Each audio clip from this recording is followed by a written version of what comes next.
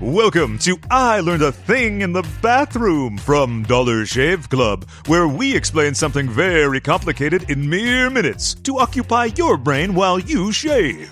In this edition, we'll be answering the question, what's the most shocking thing in the Kama Sutra? As explained by someone who sounds smart because he's British. The most shocking thing most people discover when opening the Kama Sutra for the first time is that it's not actually the steamy guide to intricate sex positions that it's known for being. Only around a fifth of the book covers this topic, in fact, with the rest being a philosophical guide to navigating life, relationships, and marriage. Well, that's a bummer.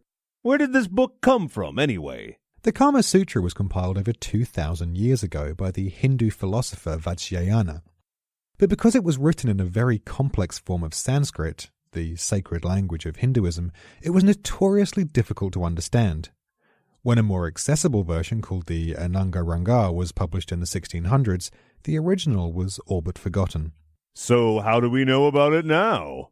In the 1870s, British author Richard Burton, not to be confused with the movie star, was attempting to translate the Ananga but kept seeing references to the original work. He ended up having to piece the Kama Sutra back together from sections unearthed in libraries all across India. Still, it wasn't much more than a curiosity in the West until the 1960s, when the hippie culture became infatuated with Indian mysticism and the book's popularity soared.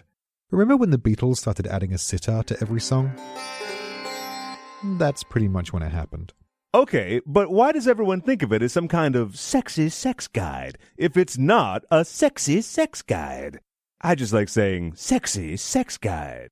Because there's always a market for sexy self-help literature, a few unscrupulous publishers printed versions with just the passages that deal with that stuff.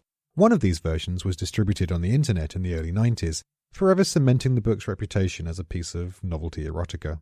Well, while I appreciate the history lesson, I can't help feeling you're trying to dodge the question here. What's the most shocking thing in the Kama Sutra? And I want a real answer, not some of your repressed British bullshit. Most of the more memorable sex positions in the Kama Sutra aren't shocking as such, they're just impossibly difficult to accomplish. There is one, for example, which suggests that the man should sit on the edge of the bed while the woman, straddling him, bends right back until the top of her head is touching the floor. Unless you have extremely flexible anatomy, that's going to end in a very painful trip to the emergency room. Ay, ay, ay! Most of what's actually feasible in there won't surprise the average person these days.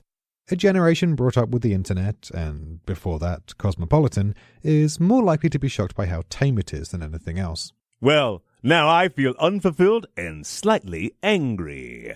You and everyone I've ever slept with. Ouch. Tune in next time for more I Learned a Thing in the Bathroom. And in the meantime, head to dollarshaveclub.com for more podcasts and a big old pile of grooming products.